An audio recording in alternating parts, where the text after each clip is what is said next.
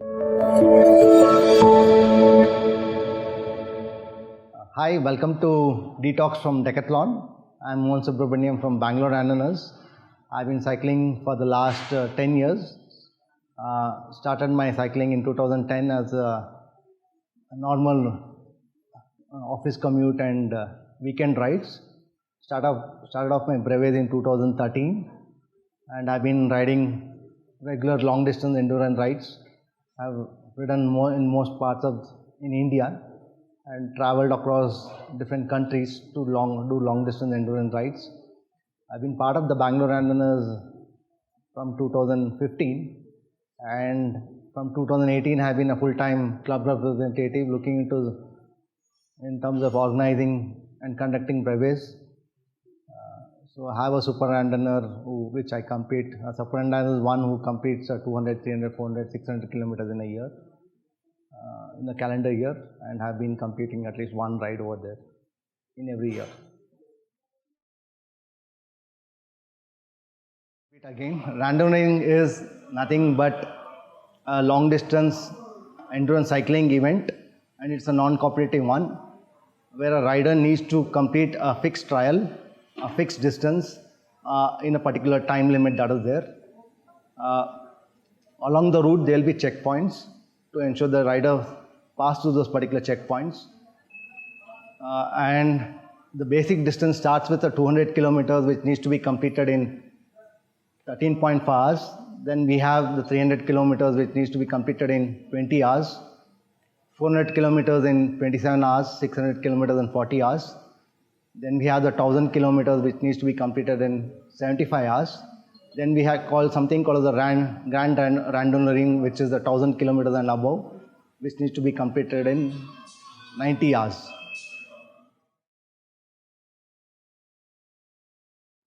So here what happens is, though the required speed for a particular person is not, the basic requirement is basically 15 kilometers per hour in a randomiering, and there's a fixed route that you need to follow, and you need to pass through the checkpoints, and there's a fixed time that is there you need to complete through that particular thing. And randomiering ensures that you explore the unexplored terrain in the fixed route that is available, get to enjoy the local countryside scenic views, taste the foods, know the culture about the local villages or the towns it could be. The normal cycling commute, probably it will be a more leisure one. So I would say randomiering not too much of taxing on your physical fitness, though there should be some fitness that is there required to participate in brevet. Yeah, so if you ask me, anybody who's cycling regularly around 20 kilometers per day also should be able to come and start off with a 200 kilometers and be able to complete that.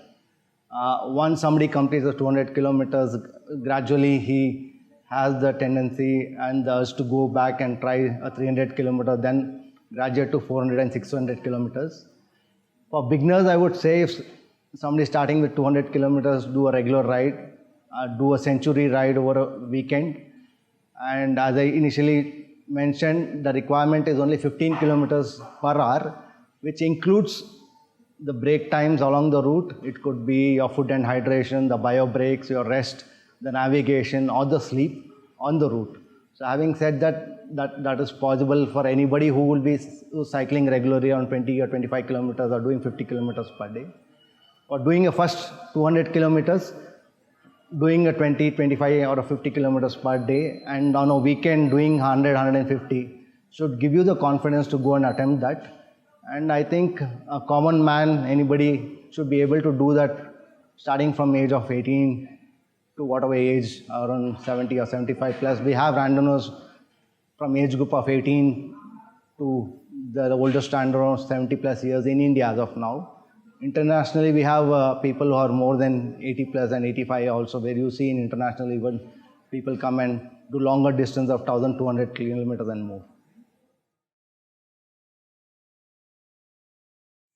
Yeah, one is challenge what they could face is, I would say, is the terrain. The terrain could be challenging. People need to be prepared for it. the food and hydration points along the particular route that is available where you want to go and try it out.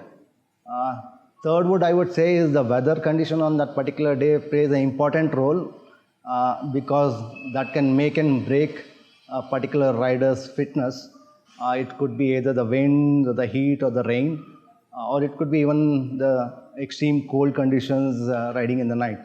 So people need to be aware of those things, prepare and plan for it, and I think that should be possible to go and complete a ride. One is that somebody has to do brevet in India. Is need to get, as I mentioned, we have AR, the Audax India Randomers, which is the national body. You need to take a membership for a year, which comes to around 750 rupees. What that entitles you is to get right to ride any rides across India in any of the cities, any distance. And once you get the membership, you again need to register for each and every event for that particular city where you want to go and ride, and that the cost depends upon basically upon the distance and the city where you want to ride. The basic needs to do your brevet would be you need a basically human part bicycle, a basic fitness level where you want to for a 200 kilometers to be lasting on the road for 13.5 hours.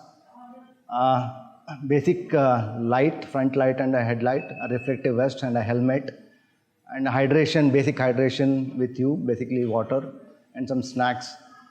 That should be possible is a basic requirement that is required for a 200. The do's is basically you are on the road for 13.5 hours. The road belongs to everyone. We need to respect everybody on the road. At the same time, riding in India on Indian roads is challenging because of the traffic and other motorists. Be aware of the people coming on the wrong side and ensure that you ride in groups. When you are on the countryside, respect the locals for whatever they are, and especially if you are riding in the night, ensure that you are riding in groups. So that one is that will help you in terms of the safety, and the second is to ensure that if there's a breakdown or any mechanical, you have co-riders who can support and help you, and that also helps you that in case you're feeling drowsy or something, you can keep talking. That should help you keep you awake on the night rides. Don'ts is basically don't treat brevet as a race. It is not a race. And there's nothing to go back and exhaust all your energy in the first 100 or 50 kilometers, depending on what distance you're doing. If you're doing a long distance ride, basically 600 or 1200, you need to last on the road for 4 days or 90 hours on the road. You need to preserve that energy. Ensure that you plan and strategize your rides. Learn the terrain. Look out for all the food and hydration points. Prepare very well for that particular ride, whichever you want to try out for. And there's nothing wrong if you are not able to complete in that particular time or something, and nothing is going to happen. Randoming is all about experience, what you gain on that particular ride, each ride, whether it could be even a 200 kilometers or the longest 1200 kilometers. And if you're riding the same route every time, it will be a new experience and a new challenge for you. So these are the key things that you need to keep in mind. And coming to hydration and food on the ride, ensure that you stick to your basic foods. Don't try out anything new. It could be even your cycling gears or your apparels. If you're doing any long distance rides, stick to the regular things what you're doing on your practice rides, and eat and drink regularly to keep yourself fit on the ride. Yeah, disqualification of riders has happened not only in India, across the globe, because there are a set of rules that needs to be followed. Some of the rules I would like to mention is basically you can't draft a vehicle, any other motor vehicle. Probably you can draft a rider who's part of the brevet or the particular event itself. You cannot take assistance of any other third-party vehicles. You can't take assistance specifically any of your family or friends coming in a support car, which is specifically only to you. If that support is available to all of them, that's fine. You cannot specifically have the support for yourself. And people need to have a reflective vest, the lights on, the front and the rear lights from morning 6 a.m., from evening 6 p.m. to morning 6, or even in during daytimes when you feel the light is very less, to keep yourself visible to other people on the road. It is very critical that you have your lights on, which is more important and very safety. And whenever you feel sleepy or something, you just pull over and do that. As I told, if you get disqualified or if you are found that you have not been following the rules, as per the rules, there is no zero tolerance that is available from a randoning perspective. Once you are done that, then you will not be able to ride any breves in future. So ensure that you place a stick. Probably some new riders, it is not intentionally they go and try to do something. It is of not knowing things. If you don't know things, please ask the fellow riders or the organizers before trying to do anything, and they'll be able to help you out. But repeat offending of things or not following the rules will allow to disqualification. And if you don't complete a ride, nothing is going to, as I told, nothing is going to happen. You still have a lot of chances. You can still go back and do a different ride on a different day. I have also many times DNF'd most of the rides, domestically and internationally also. It all depends on that particular day, how fit are you, how is the weather conditions, the terrain, the food and hydration. Anything can go wrong for anybody. It is not just somebody is a pro that he'll be able to do everything. It is a beginner that is not that he'll not be able to do anything. Anything is possible. So be prepared for everything. So yeah, this initiative started off some 3 years back when I started off in 2018 as a full-time club representative of Bangalore Randomers. The women representation of the female riders riding breves was very less. So just to attract them or include them and to ensure that they are also experience the randoning, we ensure that we offer free registration to all the women riders, female riders in Bangalore for all the distances starting from 200 to 600 as a respect and an encouragement to them. It is not that they can't afford or something. And we have continued that. Initially we had around 5-6 people who used to come and ride regularly. And I would take this opportunity to thank Vidya from Spokeswoman also, who's been the force behind to ensure that there's a group that has been created specific for women, and there are a lot of people who come and ride breves over today. And this year we had the highest number of female participation in one of the Nandi 200 BRMs in January, where around 30 people participated and 28 women riders competed. And the tribe is growing, not only specific just to women, it could be even men. And I'm proud to say that today we have around 8 super randomers female in Bangalore, which is the highest in India. And apart from that, we also have, we have also seen a lot of couples riding together in Bangalore. It could be the husband and wife doing a 200 together. We have around 15 power couples. We term them as the power couples because they come and ride together and just want to be on the road and enjoy both together. We have 15 couples in Bangalore who have done a 200 kilometers plus together. We have 3 couples who have done a Super Randoner series together this season. So yeah, it's going. And what we are trying to do different is always keeping the riders in terms of the terrain, little challenging and innovative. Keeping the same route might be, people start getting bored. A change is always required. So we always try to innovate and see how we can be different. Though the route is the same, there's always, at any given point of time, we are ensuring there's some changes there. One is the Chintamani ride, which was running into the 8 years, which is the easiest one, which starts off on the November 1st of the year. We just added 2 wheels to that particular route. Initially, everybody was scared about it, and some people didn't want to try out of it. But because of this ride, they are at least be able to go back and explore those particular hills which was along the route. And what we have tried to do is this year we have had, since there are a lot of people due to the COVID situation, we see a lot of cyclists getting into it and started riding. We had a unique challenge specific to Bangalore. We are saying that we'll have a 200 kilometers every month, and whoever completes all the 12 200s this year will get a specific memento or a medal from BR. If somebody cannot complete all the 12, then we had a challenge, at least if they can ride any 6. All these 12 routes are different routes. So it's a great opportunity for everyone to go back and explore the countryside of Bangalore, 30-40 kilometers from Bangalore Central. Though we have tried to cover more of the hills, I always see every now and then riders going and exploring the unexplored places and getting in some small section of the hills. So I think still we have a lot left, and people can expect more challenging and different scenic terrains across Bangalore.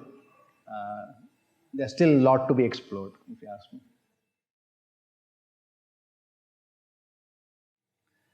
I told there are a lot of experiences in every ride, whether you do a 200 or do a 1200 kilometers also. So one of the touching experience I had is, so every random, there are 2 international famous events that happens in randonnering, which is the PVP, which happens once in 4 years, and I would suggest every randomer should look forward to go and be part of it, because we have last year it happened in 2019, and from India we had 300 plus people who participated in that. We had 6,000 riders across the globe from 60 odd countries coming and riding that particular event. So you get to meet people from different countries, you find different types of cycles over there and stuff like that. And it's a great experience doing that ride in the northern France from Paris. You start from Paris and you go to the coastal town of Brest and back to Paris. You need to complete that ride in 90 hours. So one touching moment that happened in that particular ride is I had done around 400 or 500 kilometers. But in any village over there, they set up small shops and hydration points to encourage riders, and they feed them with basic hydration and food. And they'll be cheering 24/7, even in the night, 2 o'clock, 3 o'clock, you're just passing through the town. You'll always see people in France saying, "Allez, allez," basically, whoever, just cheer, they'll be doing it. As I was doing our 400 plus kilometers, it was around evening 5, 6 o'clock or something. I was alone on the road. On a roadside, I just saw a small voice coming up saying, "Allez, allez," or something. Then I saw a man with a 2-year-old daughter on a shoulder cheering for me. I think that's the motivation that get, and I still can't forget that little girl was cheering for me on that particular ride, and it'll be there forever for me. So like that, I think everybody who's done a randoning, they have multiple experiences which they'll cherish forever, and I had many more. This is one of the instances. I think it's very close to me, and I'll keep it. So Bangalore Randoner has. So I would, though I am part of Bangalore Randomers, I'm just a face of it. Bangalore Randomers, I just want to make this statement again and again. I've been telling that I just want to make this statement again. It belongs to everyone, the organizers, the riders, the volunteers, the family. And today I know it's an awesome community that has been built up, Bangalore Randomers. Harish is one of the part of the Bangalore Randomers team, and he came up with a ride which should be an equivalent of PVP or something, or it could be a good training experience for riders who go out and want to try PVP, and we call it as Gates of Heaven. It's one of the toughest events, 1,200 kilometers ride. We had it in 2018, where we had around 50 plus riders from across India who did that. Previous to that, I think we had it in 2017. That was the first year when we started. There were around 7 or 8 riders started off, and most of them had to drop off around because this particular ride covers all the Western Ghats in Kerala, Karnataka and Tamil Nadu. So out of the 9 riders, 7 of them had dropped out around 600 kilometers itself, and we had only two riders who were still riding and went ahead and finished it. Around 900 kilometers or something, we need to pass through a forest area, that is Sultanberry from Kerala. And the timing was evening, and we are not too sure that the cyclists will be allowed over there to pass through. And as we came to that Sultanberry, we heard that there's no traffic that is allowed in the night from 6 p.m. to 6 a.m. And we were stuck, and there are 2 riders who have done 900 kilometers, and we don't know what to do. So at the last minute, myself and Harish and other people from Random got together, and we cannot go back and say the ride is stopped, because there are 2 riders who have put in so much of effort, and one of the toughest rides, and it was the first edition of Gates of Heaven. Then what we decided is, we thought about for an hour or something, and we know that we can't move ahead until 6 o'clock in the morning. So what we had to do is, we had to reroute some routes back on the spot, take a decision, myself and Harish, to do and ensure that you cover that whatever distance that they would be covering in that particular night, on that, or the 12 hours is covered on that particular night, without crossing the forest, go back in some loops, do continuous loops of some 30 kilometers, Sultanberry to back to some place in Kerala itself, and ensure they come back in the morning. And we had to reroute the route back from the earlier one, because they had already completed that distance in the night. And I think that was one challenging moment. We were stuck, everybody was stuck. Finally, we came out with a solution and ensured that, but both the riders completed that. The riders who completed, I would like to make that mention of the 2 riders, because it is one of the toughest and they deserve to be named. That is in the first edition of that. One is Kavirasu from Coimbatore, and second was Arpit from Bangalore from the first edition. And the second edition we had, though we had 50 people, we had only 2 people who completed that. One is Monish Kalappa from Bangalore, and one is Dilip Verma from, he was in Mumbai that time, or Pune at Mumbai. Right now he's at Hyderabad. Everybody look forward for that event. We were supposed to have that event last year in 2020. Unfortunately, due to the COVID, we had to cancel. Hopefully things get fine, and we should get back to the signature event where everybody is looking forward for that in probably Jan next year. It is very important for people to study the route, make their notes in terms of food and hydration.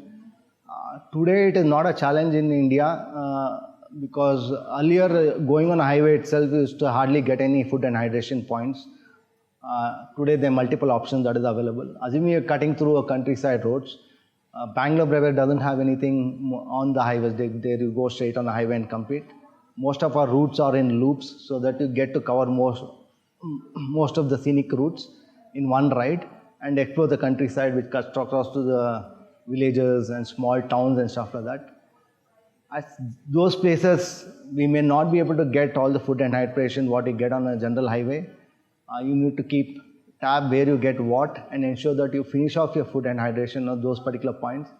And especially when you're riding in ride, you should ensure that you are in a group for the safety purpose, and ensure that anything happens, also there's somebody to support you on that particular thing.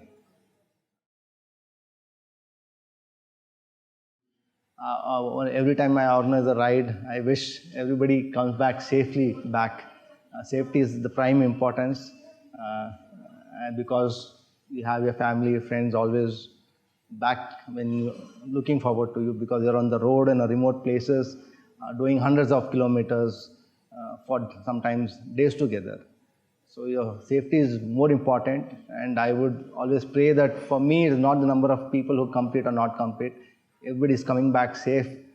Returning back safe is more important at the end of the ride. I don't want to erase anything, because each and everything experience is fruitful one. It may be tough and hard one, but at the end of the day, you cherish that or you recall those memories?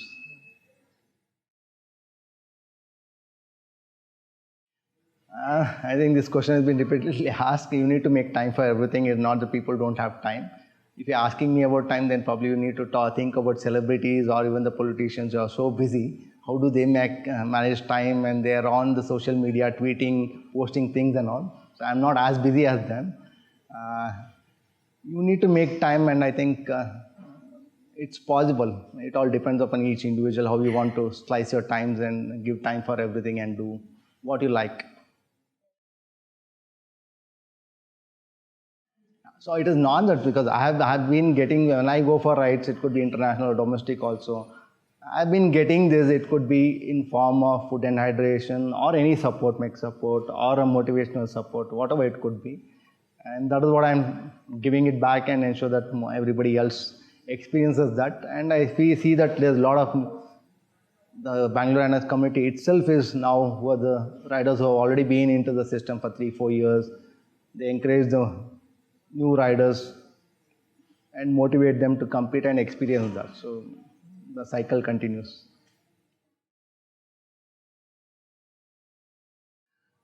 So I was not much keen on the challenges, but I think it was COVID is sometimes in a blessing in disguise. It had its own advantage and disadvantages. People started exploring new things, and some of them got into cycling.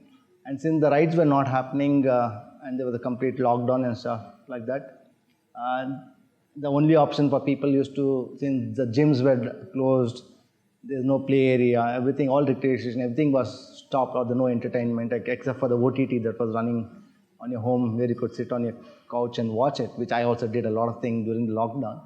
To get people out, we thought we'll start off a challenge doing 100 kilometers for 10 consecutive days and all. If you ask me personally, I never thought there'll be so many people who would come out and take up the challenge and finish. I was having conservative number of 25 people, and this being the first challenge of Bangalore Randomers, we had limited only to the Bangalore Randomers team. We had around 80 plus people who registered, and I'm happy to say there were 60 plus people who completed that challenge. And since the challenge urge was there and people wanted to try more, and we don't want to be the regular challenges where somebody does. I know people would like to hate me because we have the toughest rides and toughest challenges I would keep, and even the challenges being very tough and very strict, where we had to do the 100 into 10. Then we had 51 into 15 days challenge in a streak where they have to do, and we had opened it up for riders across India, and we had around 350 plus riders, where 250 plus riders across India from all ages competed. We didn't have any age limit who competed that particular challenge. This year we are running a unique challenge, so that is what we are telling. It's not my just idea. The idea comes from everybody. It could be even the riders or from the volunteers and the organization team itself. The challenge what we have running today right now is doing 1,000 kilometers per month for 10 consecutive months, which we called it a Sahasra, that is the 10,000 kilometers. We again have around 300 plus people, and we are seeing more than 100 plus people completing that. The challenge at least keep them motivated. It's not just the medal. It's for the self, this thing that there's something that is happening. And people looking at being part of the challenge, somebody looks at, if you ask me, I'm not good at doing a streak of 100 kilometers every day. If you ask me, I can go and do 1,000 kilometers in 3 days. But if you ask me to do 100 kilometers in 10 days, every day it's not possible. But the challenge, since I was part of it, I was looking at others, and then I suppose one day if I'm not able to get up and go and ride that, looking at others, that gave the motivation for me to go and just, hey, let me also go and try. When others are doing, why not? Why should I be left back? And that's how the challenges started off. I think over the age, I think I'm matured. I'm not the person. I'm cool. Probably some people would have seen the other side of me. I was very short-tempered at my teenage and stuff like that. Probably people used to call me as Mirch also sometimes. So probably age teaches you a lot, and that's how probably I've been a little cool. So even today, probably at times, it's not that I don't get angry or something. It makes me angry, but over time it has been matured.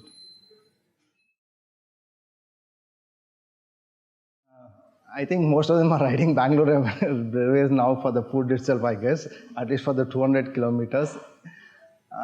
The reason being is, see, otherwise you don't get to taste the local foods. If you're going on a highway, we have the standard, usual restaurants where you go and taste. So this gives an opportunity for riders to go back and taste that particular local cuisine which is available, or a famous one which is available, a part of that particular ride. And that's how it is. And I, being a foodie, I'm very particular to ensure that they get the right food and experience that. And that's how it is. And as a rider, I feel that food and hydration is very important. Getting the right food also is important. Making it a little tastier and exploring the different food cuisines which is along that particular ride, I think it makes more interesting and people will remember that forever.